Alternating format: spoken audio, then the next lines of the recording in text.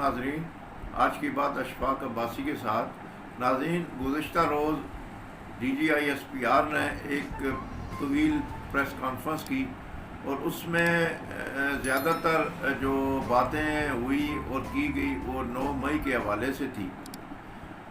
تو press conference تو انہوں نے کی، لیکن مجھے یہ پریس کانفرنس جو ہے یہ کوئی اس میں تضاد نظر آیا، اور مجھے جو آئی ایس پی آر کے ڈی جی تھے ان کی بے بسی نظر آئی۔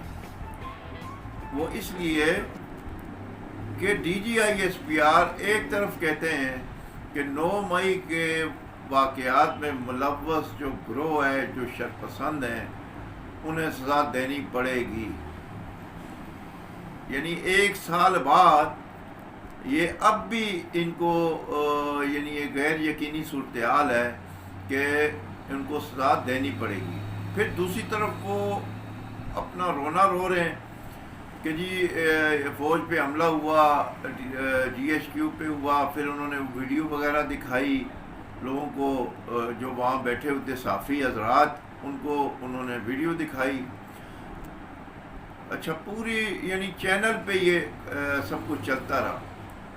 اب میں اس لیے اس پہ تضاد کی بات کر رہا ہوں، یا اس پر بے بسی کی بات کر رہا ہوں کہ یعنی 1 سال 9 مئی کو گزر چکا، اور آج جا کے D G I S P R کہہ رہے ہیں جی یہ ہوا وہ ہوا۔ بھائی یہ تو 1 سال پہلے ہوا۔ آپ نے کیا کیا 1 سال میں؟ کون سے مجرم کو، کون سے ملزم کو، کون سی شرپسند کو آپ نے سزا دی؟ وہ چھوٹے موٹوں کو تو آپ نے سزا دے دی، ابھی تقریباً 1.5 مہینہ ہوا ہے گجرانوالہ کی عدالت نے، لیکن جو بڑی تعداد میں لوگ ہیں وہ تو اسمبلیوں میں پہنچ چکے ہیں۔ جو اصل لوگ تھے انہیں تو وزیر اعلیٰ بنا دیا گیا ہے، ان کو اسپیس دے دی گئی ہے۔ تو یہ اسپیس کس نے دی ہے؟ یعنی جو مفرور لوگ تھے ان کے کاغذات منظور کر لیے گئے، یہ کس نے کیا؟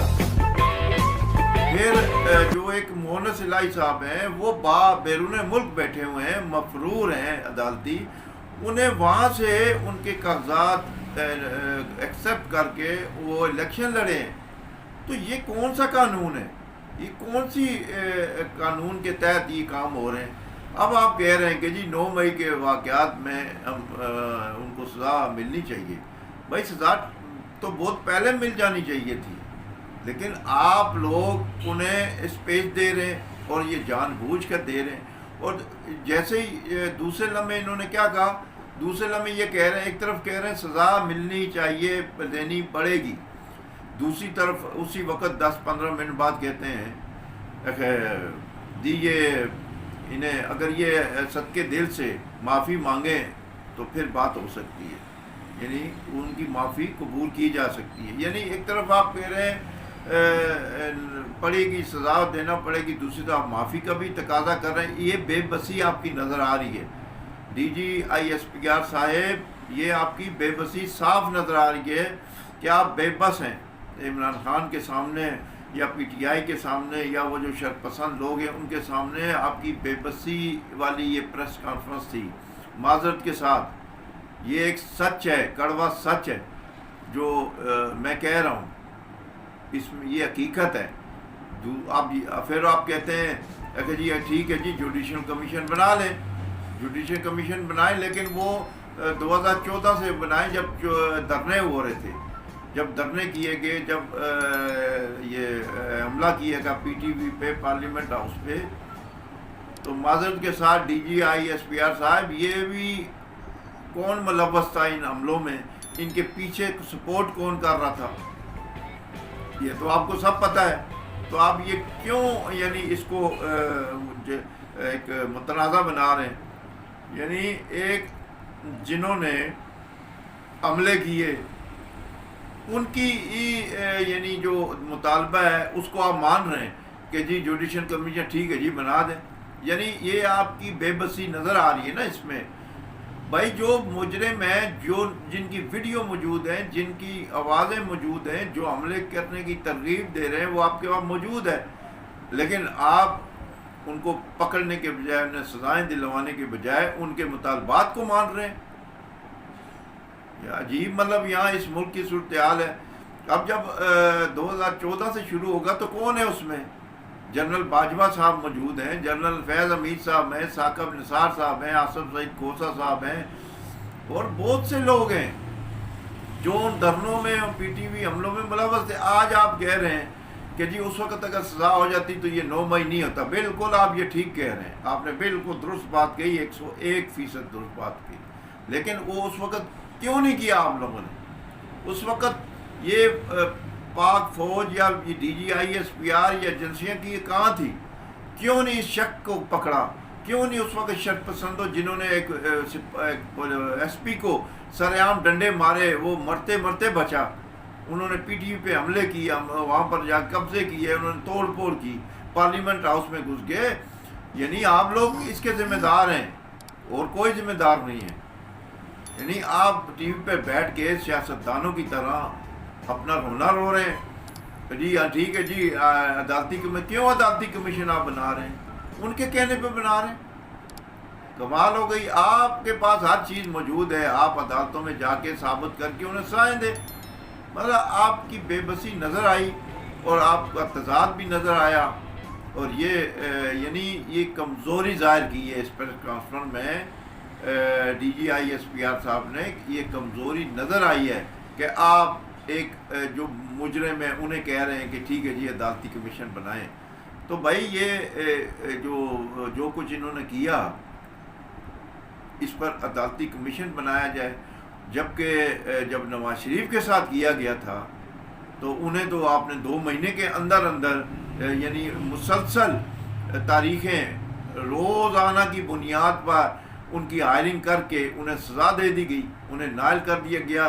2-3 مہینے 4 مہینے کے اندر ان کو 6 مہینے چلو لگ گئے. انہوں نے تو کچھ نہیں کیا تھا. میاں صاحب نواز شریف صاحب جو ہیں وہ تو ملک کو آگے لے کر چل رہے تھے. ملک بالکل استحکام میں تھا، کوئی مسئلہ نہیں تھا، ہر کام سموتھلی ہو رہا تھا. اس وقت تو آپ لوگوں نے یعنی میاں صاحب کو تو نہیں بخشا. اور انہوں نے کیا جرم کیا تھا؟ انہوں نے تو حملے نہیں کیے تھے جی ایچ کیو پہ. انہوں نے تو ریڈیو پاکستان پشاور کو آگ نہیں لگائی تھی. انہوں نے تو مجسمے ان کے لوگوں نے تو نہیں توڑے تھے. انہوں نے تو یہ سازشیں نہیں کی تھی. انہوں نے تو نہیں کہا تھا کہ مجھے گرفتار کرو، وہ تو یہ ہو جائے گا اور ایک اور آگ لگ جائے گی، ایک اور 9 مئی ہوگا. انہوں نے تو یہ باتیں نہیں کی تھی، نہ ان کے کارکنوں نے کی. وہ تو دیکھتے رہے، سنتے رہے، اور انہیں سزا ہو گئی اور چپ کر کے گھر چلے گئے. ان کے ساتھ تو آپ نے یہ اس طرح کی باتیں نہیں کی. کیونکہ انہوں نے شرافت کا مظاہرہ کیا.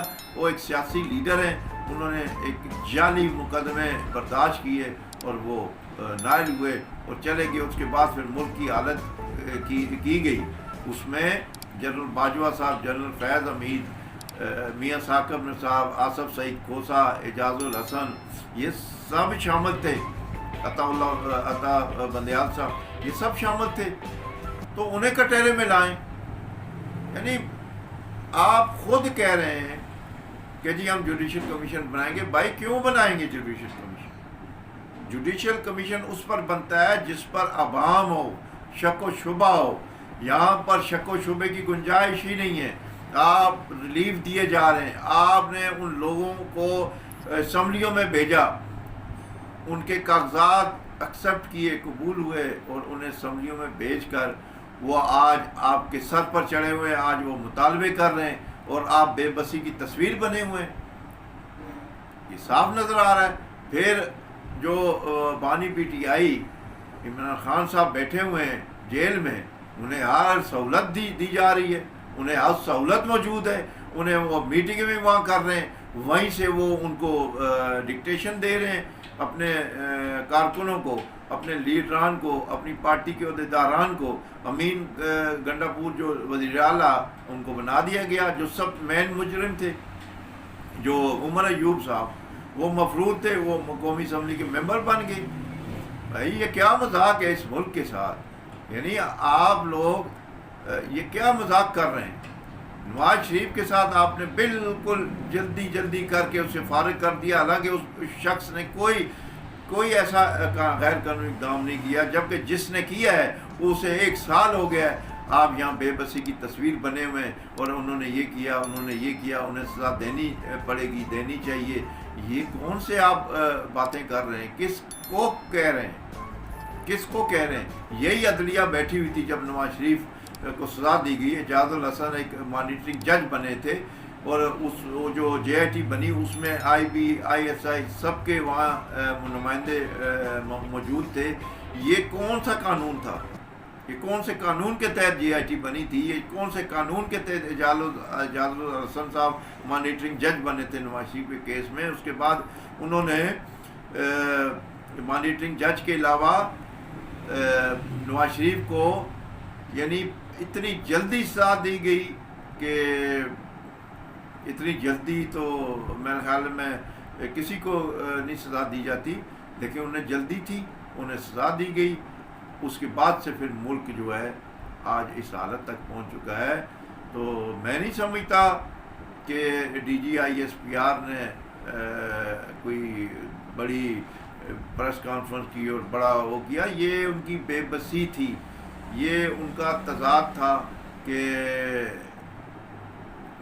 جی ان کو دینی پڑے گی سزا اور دینی چاہیے. پھر دوسری طرف آپ کہتے ہیں کہ جی وہ معافی مانگ لیں. یعنی آپ ان سے معافی کا تقاضا کر رہے ہیں کہ آپ یار معافی، آپ معافی کے 2 لفظ بول دیں ہماری جان چھوٹ جائے.